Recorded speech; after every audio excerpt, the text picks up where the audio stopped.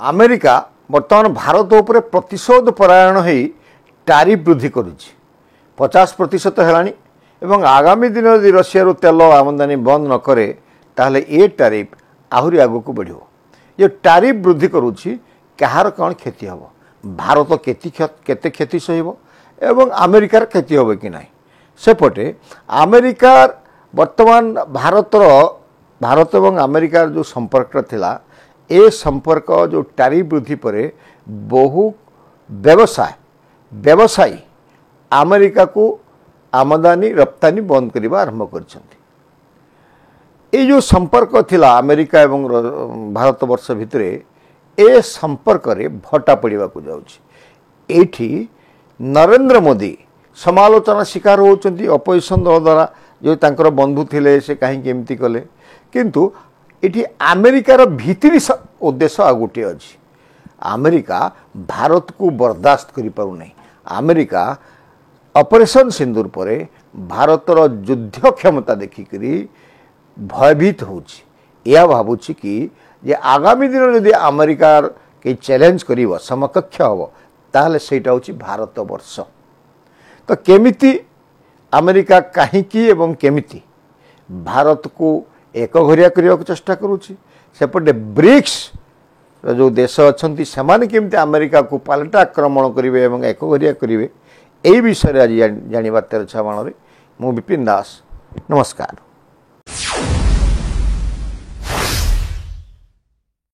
प्रिय दर्शक बंधु आसंता शुक्रवार अलास्का जेकोसी स्थान में रशिया एवं अमेरिकार राष्ट्र मुख्य भितर आलोचना हम एवं ये आलोचनाटा युद्ध बंद करने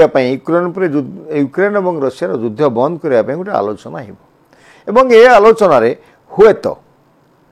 किछि जोटा रशिया चाहूँगी यही अंचल यूक्रेन आमको छाड़ी दो हुए तो से विषय आलोचना हो पारे जहाँ को लेकिन यूक्रेन राष्ट्रपति जेलेस्की निजर उग्र चिंताधारा प्रकाश करिसेंती से कहिसेंती जे यूक्रेन को छाड़देले शांति प्रक्रिया युद्ध बंद प्रक्रिया आलोचना संपूर्ण निरर्थक एवं जेहेतु यूक्रेन को एठी डका जाऊ नाही एवं सेठी आउ गोटे किछि षडयंत्र हबो एवं अमेरिका राष्ट्रपति निजको गोटे जो बसिजिम करछंती बस हिसाब रे व्यवहार करछंती यदि सेमिति किछि हुए जेलेस्की कहिसेंती तांको देशरू गोटे इंच जगह मध्य से छाड़वा को प्रस्तुत नुहति एवं ए क्षेत्र रे जो नाटोर 30 देश अच्छी याकू अधिकांश देश ए प्रस्ताव को जेलेस्की समर्थन करुछंती जहाँपाई जेलेस्की अमेरिका राष्ट्रपति को अतीत समालोचना करथिले एवं मध्य भ्रूक्षेप करुनाहांती सेपटे US United States of America कहीं भारत प्रति एते आक्रोशमूलक होभय मध्य व्यवसाय ठीक थिला अतीत 11 वर्ष धरी अमेरिका रो जो आमदानी होची भारत को जो जिनस गुड़ाक आसूची से विगत 11 वर्ष धरी कि टिकस लगाऊला भारत से किसी असुविधा नथिला एवं विगत 2 वर्ष धरिक तेल किण को आणुची रशिया रू भारत बहुत वृद्धि होती 40% पर्यंत तेल अशोधित तेल किणुची 2 वर्ष धरिक अमेरिकार किसी क्षति हो नाला एवं एबे कहीं अमेरिका को यहाँ असह्य होता हूँ बड़ प्रश्न। प्रिय दर्शक बंधु ये आपण मैंने जानी भारत पाकिस्तान जो होता आतंकवादी आक्रमण ये ऑपरेशन सिंदूर होता ये ऑपरेशन सिंदूर रे जो युद्धास्त्र भारत पाकिस्तान पर पकईला एवं पाकिस्तान गोटे विभीषिकामय परिस्थिति सृष्टि होता एवं सेठी अमेरिकार जो नूर एयरबेस को ध्वंस कर देइथिला एवं पृथ्वी क्षेपणास्त्र अन्य क्षेपणास्त्र गुड़ी को जमी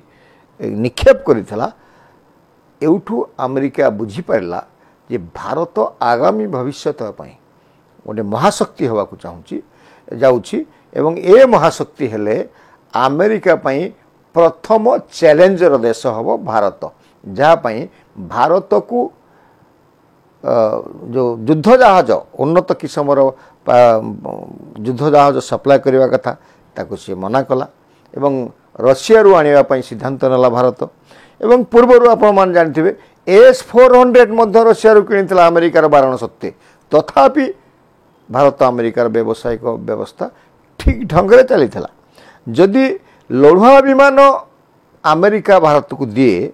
ताले तार सबू यंत्रांश को खोली खोला कि भारत पुणी आहरी उन्नत किस्म युद्ध विमान तैयारी करिवो एवं भारत वर्ष धीरे धीरे अनचैलेंज हो भारत वर्षर जो हिसाब से विकसित होउची आगामी दिन पर सबू दृष्टि भारत वर्ष अमेरिका को चैलेंज करिवो एवं अमेरिका भारत चैलेंज को सामना करने को बाध्य हो एभली आशंकाटे करुछंती डोनाल्ड ट्रंप जहाँपाई भारत को कौन सी उपाय चापी देवाई से चेष्टा करुछंती। प्रिय दर्शक बंधु आम ये आपको कहवा निजे अमेरिका मध्य रशिया सांगे एबे भी व्यावसायिक कारबार चालू रखी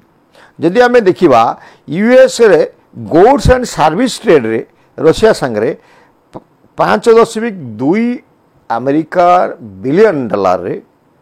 कारबार करुच्ची 2024 मसीह एवं यहाँ अवश्य 2023 अपेक्षा 25.8 कमी अर्थात से जमी भारत अन्य देश को कहूँ भारत को कहूँ चाइना उपरे कहूँ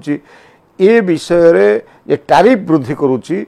तो ए स्थिति रे से निजे ही कारबार करुच्ची एटा को से अणदेखा करके पलाउची। जदि आपण देखिए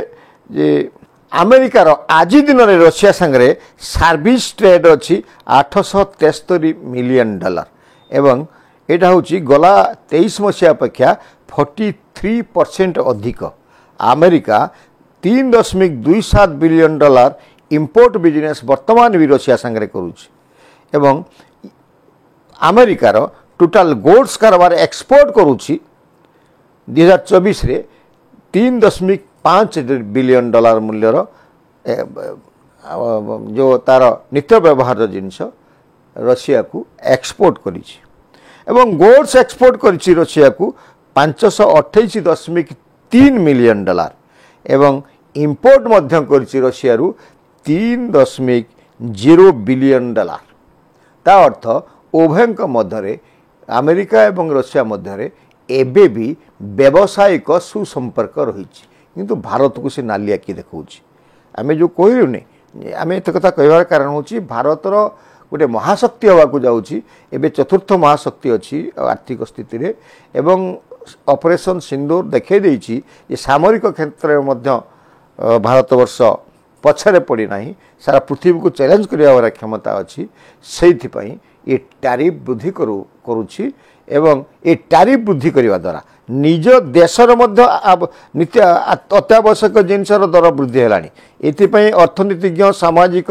कर्मी एमाने ट्रम्पर एतादृश निष्पत्ति को विरोध करुँच एभलिया आदेश को प्रत्याहृत करने कहले एवं समालोचना शिकार है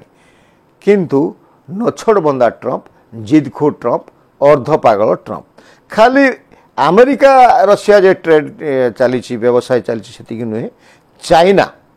सर्वाधिक व्यवसाय चाइना जी तेल तार दरकार हो 44% अशोधित तेल केवल आणुची रशिया रु एवं यूरोपियन कंट्री एमान समस्ते अशोधित तेल आज दिन भी रशिया ठू नौ जदि से देखा तुर्की नौ जो तुर्की अमेरिकार एकदम गोड़ाणिया पाकिस्तान सांगे बर्तमान भाई बांधुची अमेरिका एवं सेठी से तैल कारखाना खोलिबो एवं से आशा कर जड़े किए कही एठू वैदेशिक सचिव कही भविष्य में पाकिस्तान टू किणव अशोधित तैल भारत ये जो अपमानजनक स्थिति अपमानजनक भाषा प्रयोग करुले जो तुर्की से पाकिस्तान संगे अति उत्तम संपर्क अपन जानते ऑपरेशन सिंदूर बेले कि तुर्कीर सैन्य तुर्कीर ड्रोन सब भारत वर्ष उपर आक्रमण करुले आसिक से रशिया ठू व्यावसायिक संपर्क रखी एवं सेठू से तेल आमदानी करुँच जोटा कि अमेरिकार नाटोर सदस्य नेदरलैंड जर्मन बेलारूस इटाली एभली बहु देश ଆଜି ଦିନରେ ବି ରଷିଆଠୁ ତୈଳ କାରବାର ଏବଂ ଅନ୍ୟାନ୍ୟ ଅତ୍ୟାବଶ୍ୟକ ଜିନିଷ ଯୁଦ୍ଧାସ୍ତ୍ର ସବୁ କ୍ରୟ କରୁଛନ୍ତି ଏବଂ ଆମଦାନୀ ରପ୍ତାନି ମଧ୍ୟ ଚାଲିଛି। ତ ସେମାନଙ୍କ ପାଇଁ ଆମେରିକାର ଦାଦାଗିରି ନାହିଁ, ନାଲି ଆଖି ନାହିଁ। ଭାରତବର୍ଷକୁ କାହିଁକି ନାଲି ଆଖି ଦେଖାଉଛି, ତା କାରଣଟା କ'ଣ? ଖାଲି ସେତିକି ନୁହେଁ, ଯେତେବେଳେ ଶୁକ୍ରବାର ଦିନ ଆସନ୍ତା ଶୁକ୍ରବାର ଦିନ ତଳେ ବସିବା ପାଇଁ କଥା ହେଇଛି, ଏଠି ଯେଉଁ ବ୍ରିକ୍ସର ଦେଶ ଭାରତ, ଚୀନ ଏବଂ ରଷିଆ ଏମାନେ ମଧ୍ୟ ଘେରିବା ଆରମ୍ଭ କରିଛନ୍ତି ଆମେରିକାକୁ। କେବଳ ଭାରତ ଉପରେ ଟାରିଫ ବୃଦ୍ଧି କରିଛନ୍ତି 50%, ଆମେରିକା ଚୀନ ପରେ ମଧ୍ୟ କରିଛି, ଅଳ୍ପ କରିଛି, କିନ୍ତୁ ଆମେରିକାକୁ ଚେକ୍ ଦେବା ପାଇଁ, ଆମେରିକାକୁ ଏକଘରିଆ କରିଦେବା ପାଇଁ ଏ ବ୍ରିକ୍ର 3 ମହାଦେଶ ଏକତ୍ରିତ ହେବାକୁ ଯାଉଛନ୍ତି। ଏବଂ ଯେତେବେଳେ ଆଲୋଚନା ସ୍ଥିର ହେଲା, ଯେତେବେଳେ ପ୍ରେସିଡେଣ୍ଟ ପୁଟିନ ଯେତେବେଳେ ଆମେରିକା ରାଷ୍ଟ୍ରପତି କଥାରେ ରାଜି ହୋଇଗଲେ, ସେଇ ଘଣ୍ଟେ ଭିତରେ 5ଟି ଦେଶର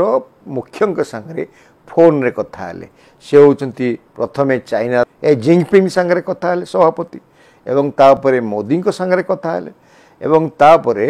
ଯେଉଁ ପୂର୍ବରୁ ସୋଭିଏତ ରୁଷର ଯେଉଁ ଭାଙ୍ଗି ଯିବା ପରେ ଯେଉଁ 3 ବଡ଼ ବଡ଼ ଦେଶ ଅଛି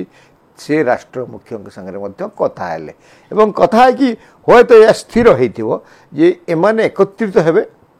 ଏବଂ ଯେଉଁ ଆମେରିକା ଦାଦାଗିରି ଚାଲିଛି, ଆମେରିକା ଯେଉଁ ତାର ଡଲାରର ମୂଲ୍ୟ ବୃଦ୍ଧି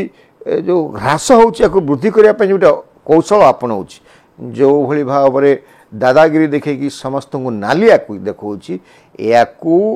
ଭଣ୍ଡୁର କରିବା ପାଇଁ ଏ 5 ଦେଶର ରାଷ୍ଟ୍ର ମୁଖ୍ୟ ଏକତ୍ରିତ ହେଉଛନ୍ତି। ଏବଂ ଆଗାମୀ ଦିନରେ ନରେନ୍ଦ୍ର ମୋଦିଙ୍କର ଚାଇନା ଗସ୍ତ ଏବଂ ପୁଟିନଙ୍କର ଭାରତ ଗସ୍ତ ଏ ସମ୍ପର୍କକୁ ଦୃଢ଼ କରିବ ଏବଂ ହୁଏତ ଭବିଷ୍ୟତରେ ଆମେରିକା ଏକଘରିଆ ହେବ ଏବଂ ଆମେରିକାର ଅର୍ଥନୀତି ବହୁଳ ପ୍ରଭାବିତ ହେବ ଏବଂ ଆଗାମୀ ଦିନରେ ଆମେରିକା ନିଜ ଜାଲରେ ନିଜେ ଫସିବ। ନମସ୍କାର।